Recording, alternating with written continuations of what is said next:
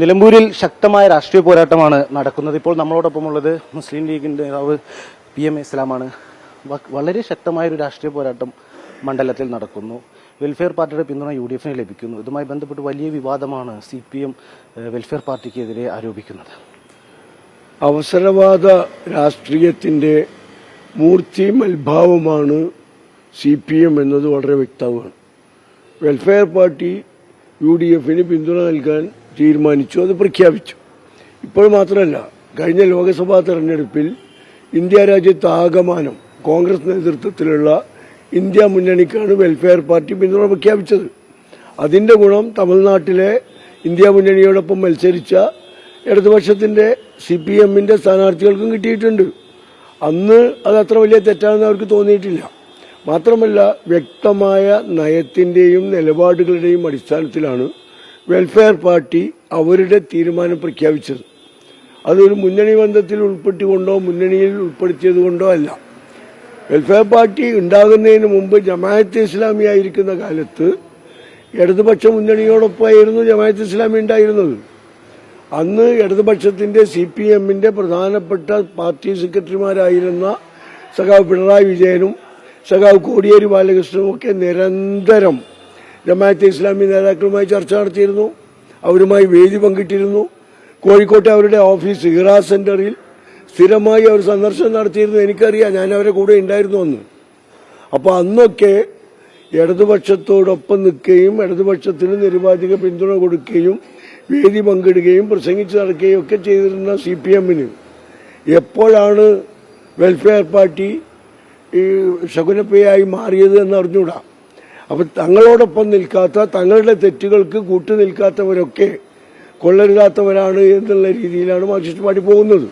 ഇനി അത് മാത്രമല്ലല്ലോ, ഗോഡ്സെയെ ദൈവമായി ആരാധിക്കുന്ന വിശ്വ ഹിന്ദു പരിഷത്ത് ഇടതുപക്ഷത്തിന് CPM-ന് പിന്തുണ പ്രഖ്യാപിച്ചിട്ടുണ്ട്. പിന്തുണ പ്രഖ്യാപിക്കുക മാത്രമല്ല, അവർ പറഞ്ഞത് പാർട്ടി സെക്രട്ടറി ഗോവിന്ദമാഷുമായും നിലമ്പൂരിലെ തെരഞ്ഞെടുപ്പ് ചുമതലയുള്ള ശ്രീ A വിജയരാഘവനുമായും ചർച്ച ചെയ്തിട്ടാണ് ഞങ്ങൾ ഈ തീരുമാനമെടുത്തതെന്നാണ്. അപ്പോൾ അത്തരം തീരുമാനമെടുക്കുന്നതിൽ യാതൊരു കുഴപ്പമില്ല. വിശ്വ ഹിന്ദു പരിഷത്തുമായും ഗോഡ്സെയുടെ അനുയായികളുമായും അവരെ ആരാധിക്കുന്നവരുമായും ഒരു ചർച്ച ചെയ്യാനും പിന്തുണ നേടാനും കൂട്ടുകേടാനും ഒരു മടിയുമില്ലാത്ത ആളുകൾ ആട്ടിനെ പട്ടിയാക്കുന്ന വ്യാജ പ്രചാരവേലകൾ നടത്തുകയാണ്. അത് നിലമ്പൂരിലെ പരാജയം മുന്നിൽ കണ്ടുകൊണ്ടാണ്. വളരെ വ്യക്തമാണ്, ഈ തെരഞ്ഞെടുപ്പ് രാഷ്ട്രീയ പോരാട്ടമാണ്. ആ പോരാട്ടത്തിൽ ജനങ്ങൾ നീതിയുടെ, സത്യത്തിന്റെ, ന്യായത്തിന്റെ UDF-ന്റെ ഭാഗത്ത് നിൽക്കും. ഈ സ്ഥാനാർത്ഥി M സ്വരാജ് നിന്ന് നടത്തിയിരിക്കുന്ന ഒരു പ്രതികരണം UDF-ന്റെയും മുസ്ലിം ലീഗിന്റെയും നേതൃത്വപരമായ തീരുമാനങ്ങൾ എടുക്കുന്നത് വെൽഫെയർ പാർട്ടി ആണെന്ന രീതിയിലാണ്. അല്ല, അതിന് പകരം ഞങ്ങൾ CPM-ന്റെ തീരുമാനമെടുക്കുന്നത് ഹിന്ദു മഹാസഭയാണ് എന്ന് ഞങ്ങൾ പറഞ്ഞാൽ അതിന് മറുപടിയാവും. പക്ഷെ അത് ഞങ്ങൾ പറയുന്നില്ല. ഇത്തരം വൃത്തികെട്ട എല്ലാ വൃത്തികേടുകൾക്കും കേരളത്തിൽ നേതൃത്വം നൽകുന്നത് CPM-ആണ്. വൃത്തികെട്ട വർഗീയത, ജാതീയത, പരസ്പരമുള്ള സ്പർദ്ധയുണ്ടാക്കാൻ എന്തൊക്കെ കാര്യങ്ങൾ ചെയ്യാൻ പറ്റുമോ അത് മുഴുവൻ ചെയ്തുകൊണ്ടിരിക്കുന്നത് CPM-ആണ്. കേരളത്തിലെ ജനങ്ങൾ മനസ്സിലാക്കിയിട്ടുണ്ട്. നിലമ്പൂരിൽ പ്രചരണം അവസാന ഘട്ടത്തിലേക്ക് കടക്കുകയാണ്. മുസ്ലിം വോട്ടുകൾ, മുസ്ലിം ലീഗിൻ്റെതായ വലിയൊരു വോട്ട് ബാങ്ക് നിലമ്പൂരിലുണ്ട്. ആ വോട്ടുകൾ പൂർണ്ണമായും സമാഹരിക്കാൻ കഴിയും എന്നുള്ള പ്രതീക്ഷ നേതൃത്വത്തിനുണ്ടോ?